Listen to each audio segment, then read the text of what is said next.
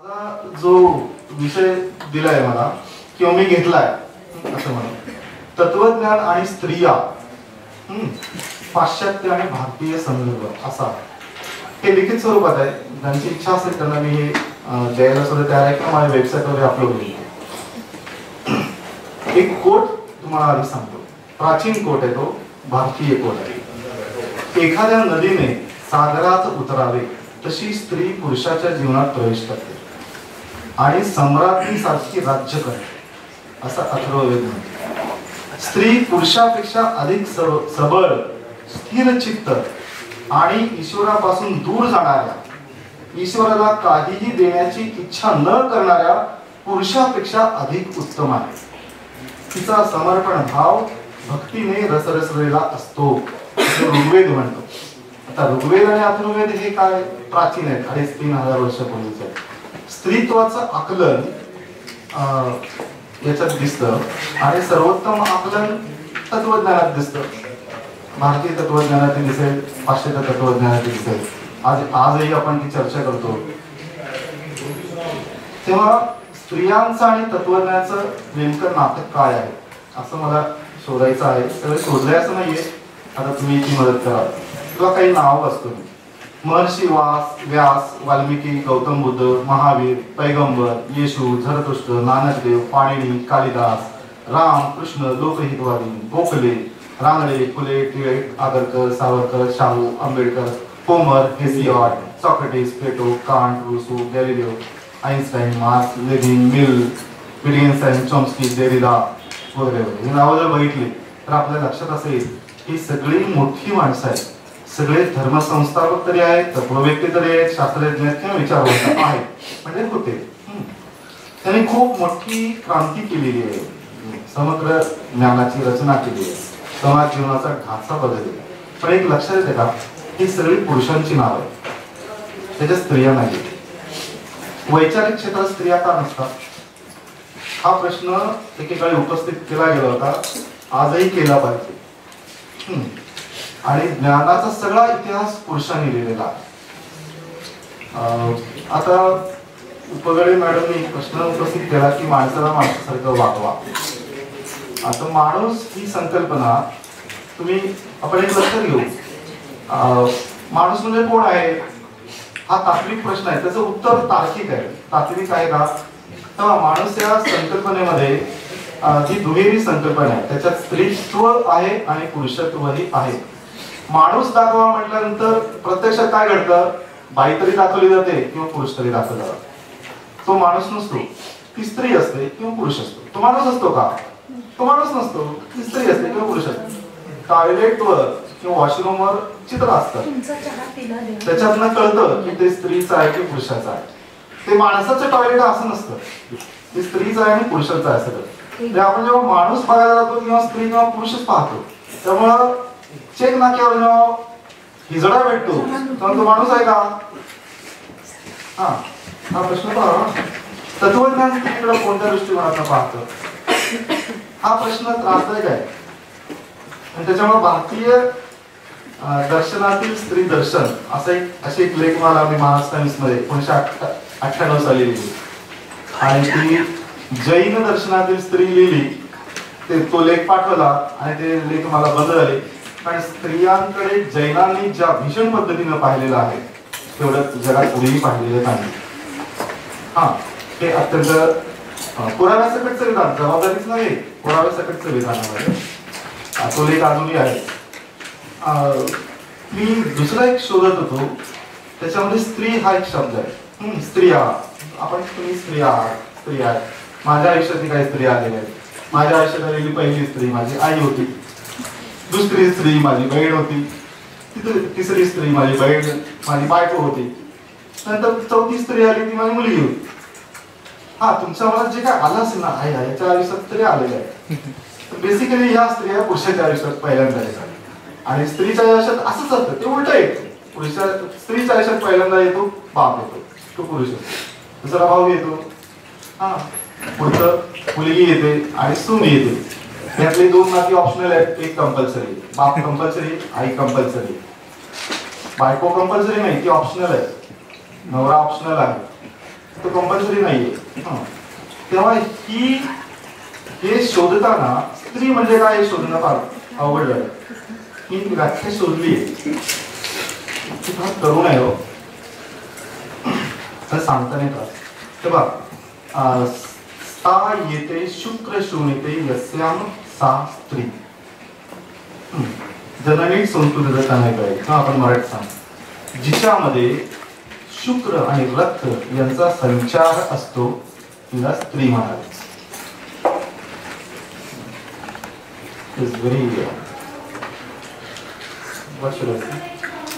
आयुर्वेदामध्ये स्त्राविणी असा एक शब्द दिला आहे स्त्रीला. त्याचा अर्थ योनी किंवा योनी रोग.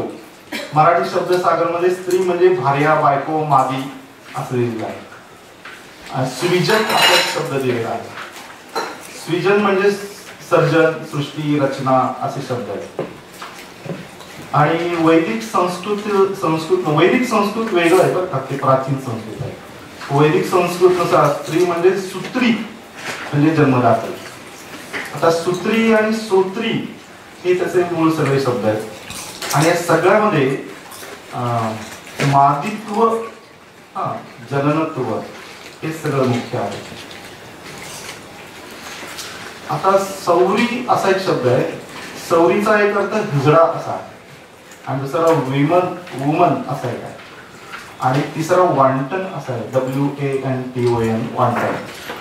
आपण ते जेवायला गेलो की वांटन सूप नावाचं एक सूप असतं, पण त्याचा अर्थ काय लक्षात घ्या, ते काहीतरी नाही करावं. वांटनचा एक अर्थ अनचेस्ट वुमन असा आणि दुसरा संडास असा.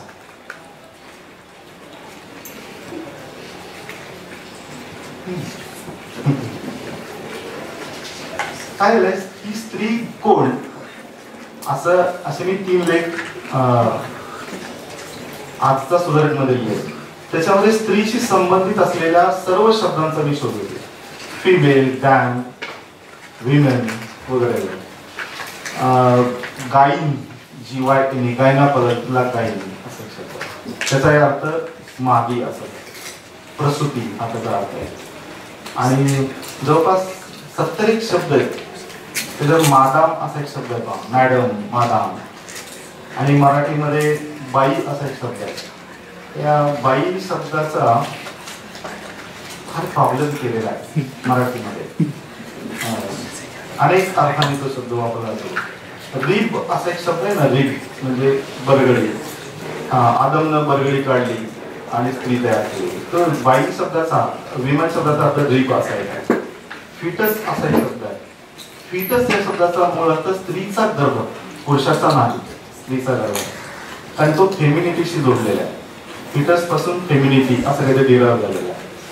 कुंभ हा एक शब्द आहे. कुंभचा मूळ धातू ब्रुभेन म्हणजे गर्भचा मूळ धातू सगर्भ्य, गर्भ, गर्भमंदिर, गर्भाशय, गर्भालय. हे सगळे शब्द आहेत. आणि अलीकडे जो जोडला गेलेला शब्द आहे तो होली ग्रेन असा आहे. तो मूळ शब्द आहे ख्रिश्चन परंपरेचा. Grey light, grey. आणि हिस्टेरिया हा एक शब्द आहे. तो स्त्रीच्या गर्भाशी जोडलेला आहे. आणि चर्चा विश्वात असलेले 2 प्रसिद्ध शब्द म्हणजे विमेनिझम आणि फेमिनिझम. याच्यात काय फरक आहे हा बराच वेळ गोंधळ असतो. तो फेमिनिझम याचा अर्थ गोरा स्त्रीवाद आणि विमेनिझम याचा अर्थ काळा स्त्रीवाद या व्याख्या दिलेल्या आहेत. आणि हे पहिल्यांदा हे डिस्टिंक्शन पाश्चात्य राष्ट्रांमध्ये पाश्चात्य स्त्रीवादी चळवळीत झालं आणि काळ्या स्त्रियांनी फेमिनिझम नाकारला आणि विमेनिझम आणला. ते अजूनही सगळे गोंधळ आहेत. तेव्हा ह्या पार्श्वभूमीवर स्त्रिया आणि तत्वज्ञान यांचा संबंध काय असतो हे आपण बघू. पण एक मला सगळ्यांना विनंती करायची आणि सूचनाही द्यायची आहे की याच्यात जी काही शोध झालेले आहेत किंवा मी लिहिलेला आहे ते लोकसत्तेतल्या माझ्या लेखांच्या मालिकेत या संबंधाचा लेख येऊन गेलेला आहे. स्त्रीवादी तपासणीचे तत्वज्ञान असे एक विचित्र नाव त्याने दिलं होतं, पण मी ते मूळ नावाचं ठेवलंय स्त्रिया आणि तत्वज्ञान. याची काय 2 प्रकारचे हे आहेत, फाइंडिंग्स आहेत, निरीक्षण आहेत, हे कोणीही व्यक्तिगत पातळीवर घेऊ नका. अर्थात तुम्ही ते सुज्ञ आहात, सांगायची धरून गरज नाही. तत्वज्ञान म्हणजे लॉजिकल फॉर्म आहे ना, त्याचं काही जरी घातलं तरी त्याचं ऍप्लिकेशन मिळतं. त्यामुळे हे फाइंडिंग्स तत्वज्ञान या अर्थाने आहे. आता ही जी नावं वाचून दाखवली पहिल्यांदा ती सगळी पुरुषांची होती. तर भारतामध्ये तत्वज्ञ स्त्रिया झाल्यात का पहा. लोपामुद्रा आहे, विश्वभरा, शाश्वती, गार्गी, मैत्री, त्या दोनच बहुतेक लोकांना सारख्या भेटत असतात. घोषा, आदिती त्या इंद्राच्या गुरु होत्या. त्यांना ब्रह्मवादिनी म्हटलेलं आहे. सांख्य दर्शनात प्रकृती, सरस्वती या स्त्री रूपिणी देवता. सरस्वती ही वस्तुतः शेतीची देवता आहे, तिचा ज्ञानाशी खरा काही संबंधच नाही. सरस्वती म्हणजे तळ्याच्या काठी राहणारी बाई असं त्याचा स्वच्छ अर्थ आहे, म्हणजे तळ राखणारी असं. आता थेमिस्टोक्ली या नावाची होती, ती पायथागोरसची गुरु होती. पायथिया आणि ॲस्पेशिया, डायोटिमा त्या तिघी सॉक्रेटिसच्या गुरु होत्या. सॉक्रेटिस त्यांचे विचार सांगत होता. हायपेशिया या नावाचं एक मासिक सुद्धा निघतं अमेरिकेमध्ये आणि एक सिनेमाही चांगला परवानगी झालेला. नंतर काही ज्याचे उच्चार मला येत नाही, उदाहरणार्थ ॲरेटी, ॲक्सलेपिजेनिया, हे सगळे ग्रीक उत्तर आहेत. हे सगळ्या ग्रीक प्राचीन तत्ववेत्या स्त्रिया होत्या. आता हे सगळ्या ग्रीक स्त्रियामध्ये जरी स्त्रिया हे पहा, त्या काळात तत्वज्ञ स्त्रिया होत्या आणि त्या ग्रीक होत्या, त्या सॉक्रेटिस, प्लेटो, अरिस्टॉटलच्या गुरु होत्या. पण स्त्रियांचा दर्जा समान, म्हणजे सकाळी जे काही मोरे सांगितले तसा नव्हता. उदाहरणार्थ Aristotle man is rational animal म्हणताना what does he want to say exactly, man or woman, हा प्रश्न आपण उपस्थित केला पाहिजे. स्त्रियांना विचार करता येतो का? ते आता अरिस्टॉटलची मांडणी नाहीये त्यामुळे त्या खोलात मिळत नाही. प्लेटो सुद्धा स्त्रियांना फार काही दर्जेदार स्थान देत नाहीये. आणि त्या काळामध्ये जी काही युद्ध होत होती स्पार्टा आणि अथेन्समध्ये, पुरुष जास्त मरायचे, त्यामुळे स्त्रियांकडे जनन यंत्र म्हणून पाहिलं गेलं होतं आणि तोच त्यांचा दर्जा आहे असं या दोघांचंही मत होतं. प्लेटोचं होतं आणि अरिस्टॉटलचं होतं. आणि अरिस्टॉटल तर स्त्रियांना अर्धवट पुरुष असं म्हणतो, म्युटिलेटेड मेल ही त्याची व्याख्या आहे. त्यामुळे त्यांना बौद्धिक अधिकार नाही. आणि या स्त्रीवादी लाटेत नंतरचं तत्वज्ञान कसं विकसित झालं. त्यामुळे सगळं पाश्चात्य तत्वज्ञान हे पुरुषी रचनेचं झालेलं आहे. आणि अगदी तुम्ही कांटच्या नंतर या मिल पर्यंत, मिल हा एकमेव माणूस आहे की या सगळ्या 2200 वर्षामध्ये ज्यानं स्त्रियांना तुम्ही म्हणतो तसं माणूस म्हणून दर्जा दिलेला. तर या सगळ्यात ज्ञान म्हणजे काय हा प्रश्न उपस्थित केला पाहिजे, पुन्हा एकदा नव्याने केला पाहिजे. तो प्राचीन काळी केला आणि तो 20व्या शतकामध्ये गिल्बर्ट राईलने केला असं बार्लिंगेनचं म्हणणं आहे. मधल्या काळात काही ज्ञान प्रश्न आला नाही का? कॅन्टने काय केलं नाही का? एपिस्टोमॉलॉजी कांटची मांडणी आहे, त्याने उपस्थित केला प्रश्न. आता युरोपात जे प्रबोधन झालं त्याच्या मागे कांटची मुख्य प्रेरणा होती बरं का. व्हॉट इज एनलाइटनमेंट हा त्याचा निबंध आहे. तो असं म्हणतो की माणूस विविध प्रकारच्या दबावामुळे आपल्या आकलन सामर्थ्याचा उपयोग करण्याची पात्रता आणि धैर्य हरवून बसतो. पण प्रबोधन हा माणसाच्या विवेक शक्तीचा उद्भव आहे. म्हणून तो असं म्हणतो की स्वतःची विवेक बुद्धी वापरण्याचे धैर्य निर्माण करा. ते लॅटिन एक म्हण आहे, dare to be wise, dare to know. ही भूमिका कांटच्या खूप आधी इसवी सन पूर्व 650 इसवी सन पूर्व 65 या काळामध्ये होरास हा एक रोमन तत्वज्ञ कवी होता, त्यांनी मांडलेली होती. Dare to know, dare to be wise. आणि आपल्याला माहिती व्याख्या आपली philosophy is love of wisdom. If you are daring बाज म्हणजे डेअरिंग, करेज, इतर सद्गुणातला एक सद्गुण आहे ना. आता ज्ञान मिळवण्याचं धैर्य ही सोपी गोष्ट नाहीये. आणि जर ज्ञान बंदिस्त असेल तर ते मिळवणं फार अवघड आहे. हे काही वेगळं सांगण्याचं कारण नाहीये. आता हा खूप मोठा इतिहास आहे. तर 20व्या शतकात काय झालं पाहू. भारतात नव्हे, पाश्चात्य राष्ट्रामध्ये. पाश्चात्य राष्ट्रामध्ये एक इंटरेस्टिंग बाई येते आणि मेरी ॲलन व्हेथ हे जवायचं नाव आहे. मेरी ॲलन व्हेथ जिवंत आहे. सगळे तत्वज्ञ काही मेलेले नसतात. काही तत्वज्ञ जिवंतही असतात. तरी ही बाई जिवंत आहे बघा. तर ही क्लेव्हलँड स्टेट युनिव्हर्सिटीमध्ये प्राध्यापक आहे. तिनं तिचं सगळं आयुष्य तत्वज्ञानातील स्त्रियांचे योगदान या विषयावर वाढलेलं आहे. या बाईने a history of women philosophers या नावाचे 4 मोठे खंड प्रसिद्ध केलेले आणि ती त्यात असा दावा करते की ग्रीक आणि पाश्चात्य तत्वज्ञान पहिल्यापासूनच पुरुषी, अत्यंत आवेगलावीचं आणि अत्यंत उर्मट आणि उद्धट आहे. ती हिस्टेरोटोमायझिंग philosophy how philosophy became masculine किंवा मास्क्युलिन हे असं एक इंटरेस्टिंग सगळा तो प्रोजेक्टचा आयुष्य चाललेला आहे. आणि त्याच्यामुळे ती एक अभ्यासक्रम तयार केला ना, developing a curriculum for teaching works of women philosophers. म्हणजे स्त्री तत्ववेत्तीचे तत्वज्ञान कसे शिकवावे. स्त्रियांनी तत्वज्ञान निर्माण केलं. आता मेरी वॉर्टन्सक्राफ्ट किंवा मेरी वॉर्नाट हिचं तत्वज्ञान कसं शिकवायचं, कोण शिकवत होते. ते पुरुष जर शिकवायला लागला तर तो कसा शिकवतो पहा, आणि स्त्री जर शिकवायला लागली तर कसं शिकवतो. एकच पॅराग्राफ दोघे कसा वाचतात. आपल्याला फिलॉसॉफी प्रॅक्टिकल पाहिजे ना, मॅथला प्रॅक्टिकल पाहिजे. ते मॅथला प्रॅक्टिकल असं द्यायचं आहे आपल्याला. आणि व्हेथच्या बरोबर तिच्या काही मैत्रिणी होत्या, सेसिली टोगास या नावाची बाई. Presenting women philosophers, Mary Warnock women philosopher हे पुस्तक मेरी वॉर्नॉट लिहिलेलं आहे.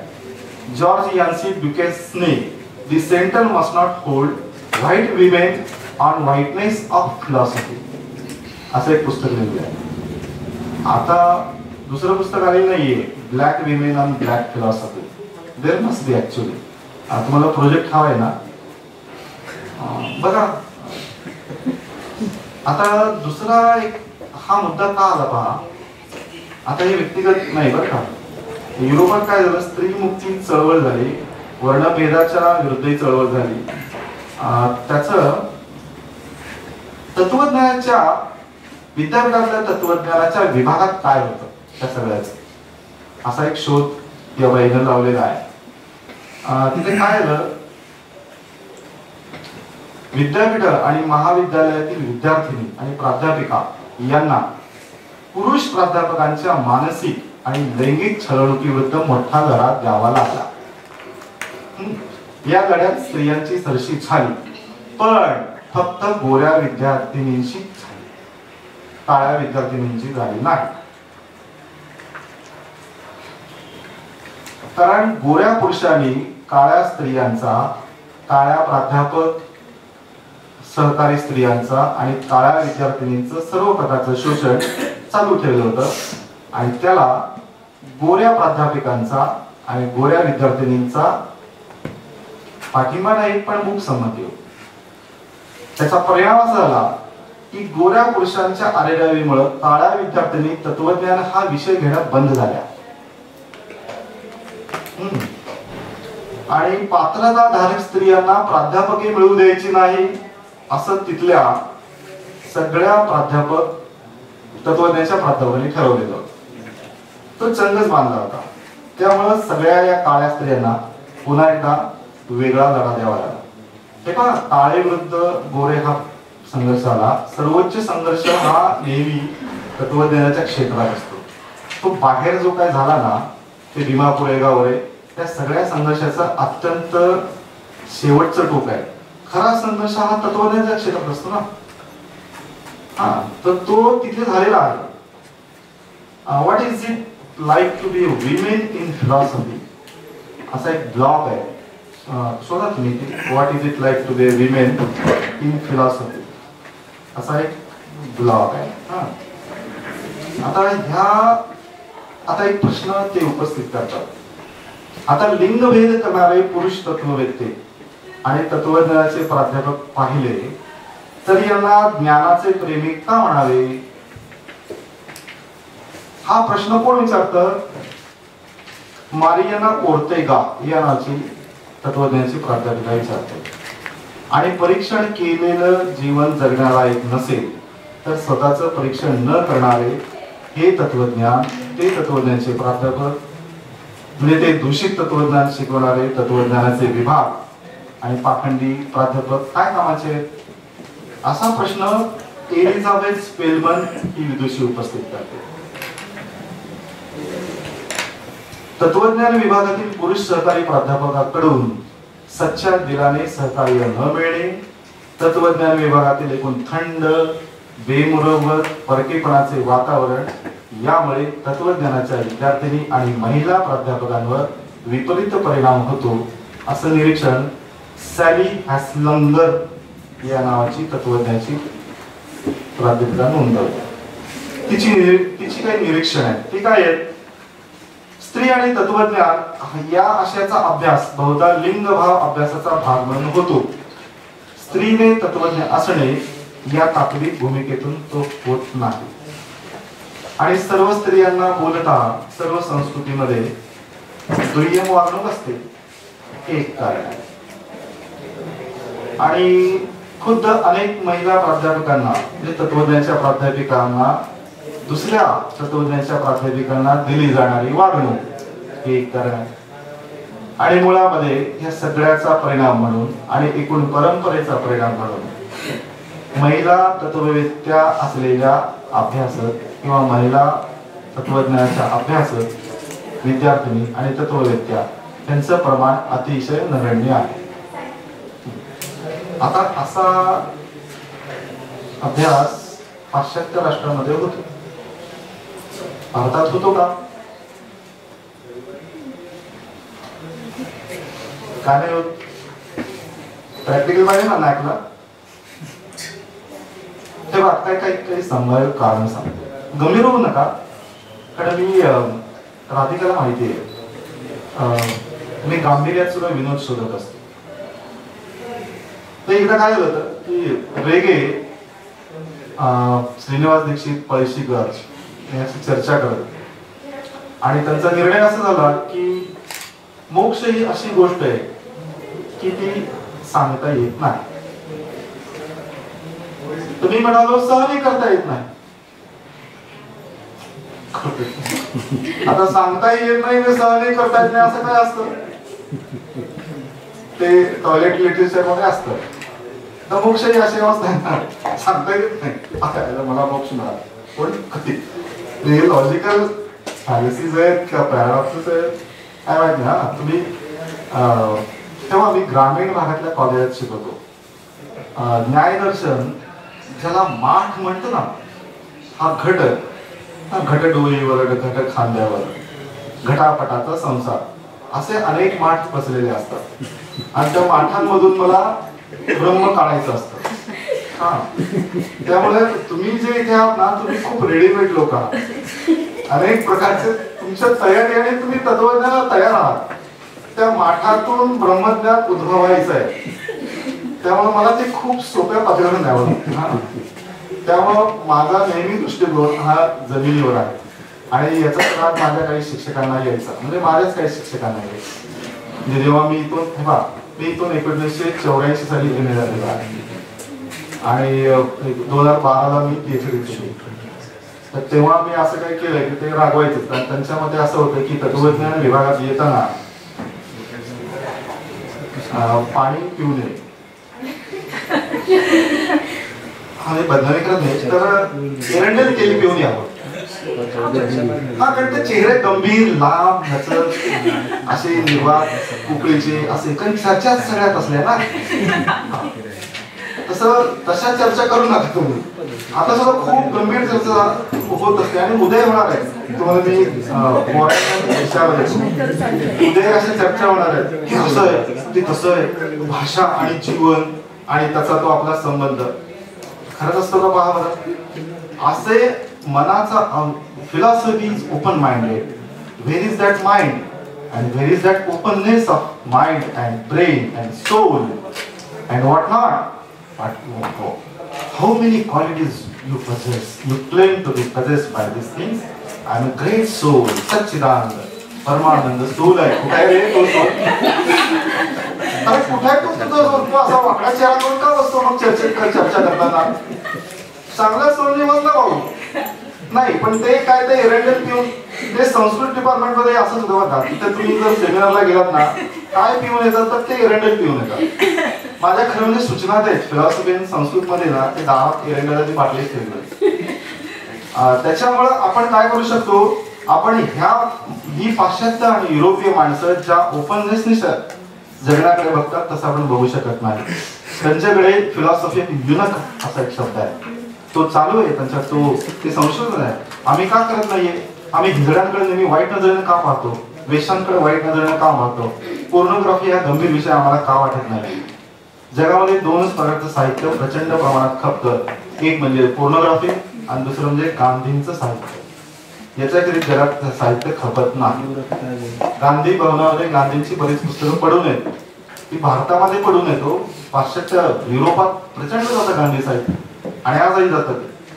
त्यामुळे आपल्याला जर ओपननेस आणायचा असेल तर आता हा प्रश्न विचारले पाहिजेत. असा अभ्यास युरोपीय आणि पाश्चात्य राष्ट्रात होतो, आमच्याकडे का होत नाही? त्याची काही कारण मी शोधलेली आहेत, वाढवण्यासाठी तुम्हाला मदत करा. आता का होत नाही याचं स्वतंत्र लेखन करावं. काही संभाव्य कारण आहेत. युरोपीय आणि पाश्चात्य राष्ट्रामध्ये स्त्री हक्कांची जाणीव तीव्र आहे, भारतामध्ये नाही. भारतात अद्यापही पुरुष प्रधानता जोमदारपणे कठोरपणे काम करते आणि त्या पुरुष प्रधानतेला आव्हान देण्याचं धैर्य स्त्रियांना अद्याप आलेलं नाही. पुरुष तत्वज्ञानाचा प्राध्यापक असला तरी तो मालिकाच्या सत्तेच्या धुंदीतून बाहेर आलेला नाही. ज्ञानाची सत्ता पुरुषी आहे या भ्रमातही तो मुक्त होत नाही. आणि स्त्री मुक्ती चळवळीनं ज्ञान आणि विज्ञान ह्या पुरुषी रचनेला आव्हान दिलेलं आहे, पण तरीही पुरुष आपल्या परंपरागत पुरुषी भूमिकेतून बाहेर यायला तयार नाही. आणि शेवटी मी फक्त एक व्याख्या सांगतो आणि थांबवतो. कुटुंब, फॅमिली याचा आपल्याला फार आकर्षण आहे आणि नेहमी आपलं दुसऱ्याचं कुटुंब कसं छान चाललेलं असं वाटत असतं, काही प्रमाणात आकर्षणीय असतं पुरुषांना.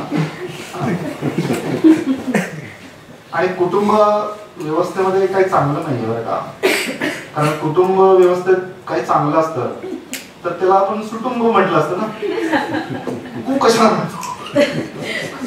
प्रसिद्धी सुटुंब म्हटलं असं कळत नाही, पण को म्हटलं.